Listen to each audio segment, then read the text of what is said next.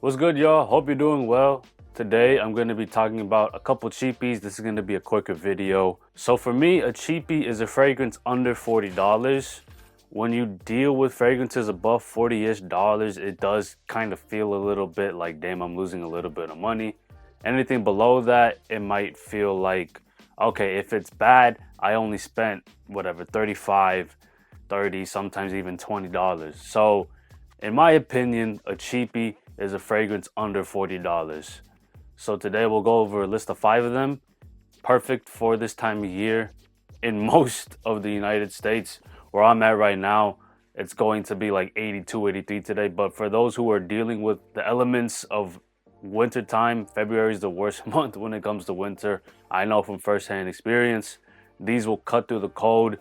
Maybe not have the best performance in a couple situations, but they will be very, very good scents during the winter time. So the first one on the list is the clone in the video. However, I chose it for a very specific reason. This is Fragrance World's Starmen Nebula.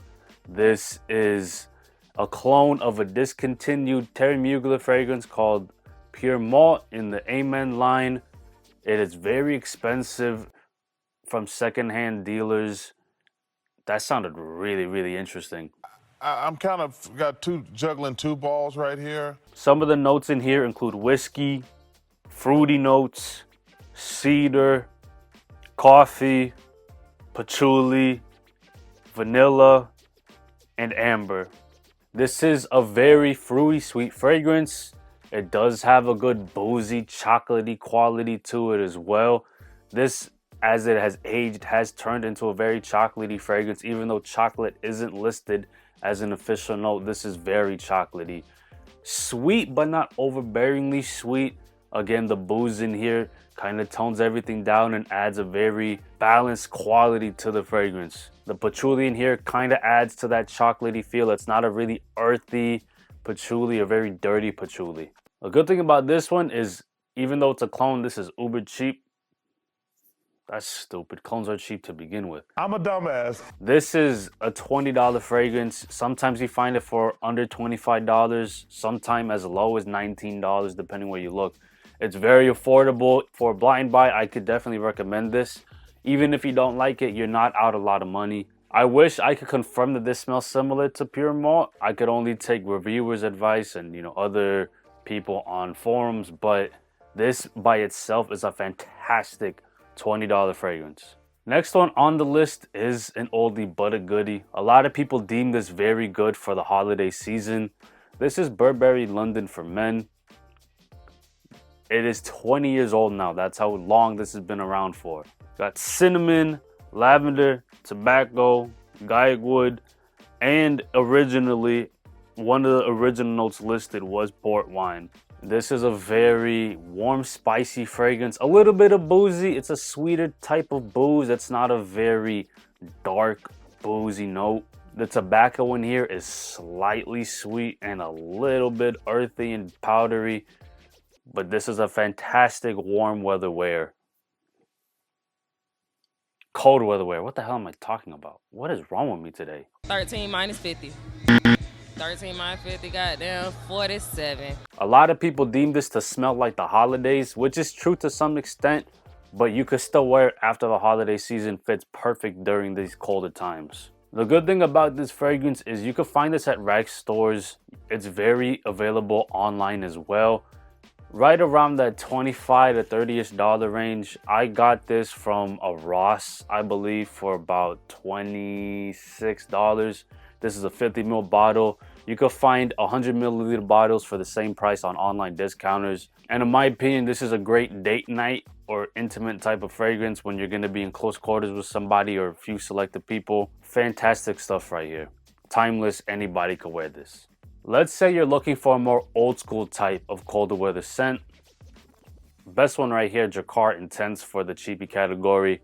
Again, this is another fragrance you can very easily find under that $25 price point. Sometimes you can find this at $20 for 100 milliliters, just like Starmen Nebula. Lavender, coriander, rosemary, clary sage, juniper berry, moss, suede. This is a very old school aromatic type of fougere, fresh, spicy, and quite woody. This is the blend of the old school world meeting the new world. This is a modern aromatic fougere with sensibilities of old school aromatic fougères. Okay performance, okay longevity, but for $20, it's a fantastic daily wear in the colder weather. I haven't smelled the original Drakkar or Drakkar Noir, but this is a fantastic old school type of fragrance. The next one is for someone who wants to get into the world of oud and get an idea of what a real oud smells like.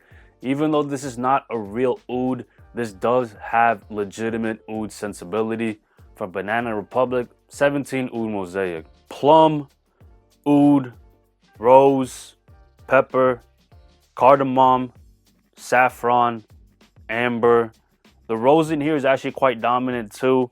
And although this is a Western oud, this does have some funkiness to it. It is also powdery and a little spicy. Unfortunately, there's not a lot of plum in here and you don't really get it for a long time. Just a faint sweetness that goes away fairly quickly from my experience. Got this one at a rack store, I think Burlington's, for about $20. You could also find this online, although it's a lot more expensive online. So if you could find this at a rack store, go for it. Haven't found it in a while, but it is out there somewhere. I'll also give an honorable mention to Tobacco and Tonka Bean from Banana Republic. I don't own it anymore, but I could recommend that for people who love a good Tonka Bean vanilla type of fragrance. People who like sweet fragrances will love that as well. Okay, so this last fragrance is a very elegant, luxurious, expensive smelling fragrance that you could easily find under $40. Roca's Mustache Eau de Parfum. This is a fantastic cheapie and it feels expensive even though it's not that expensive. This cap is extremely heavy. If you listen to this click,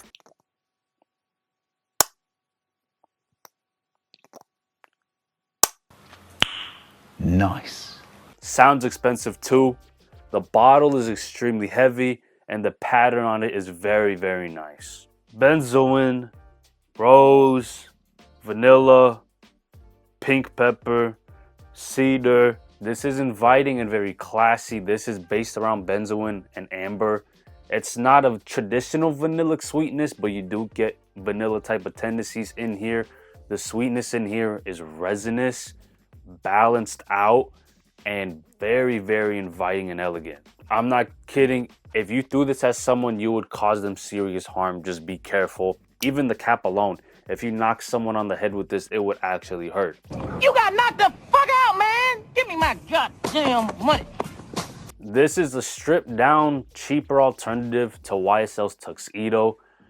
Tuxedo has a lot more complexity to it, but this gives you an idea of what Tuxedo smells like. Has pretty good performance too. This does lean a little bit more formal than casual, although in my experience, I've been able to get away with this casually very easily. Hopefully you liked the shorter video. Comment down below what cheapy winter fragrances would you recommend to other people. Subscribe to my channel for future content, and I will see you soon.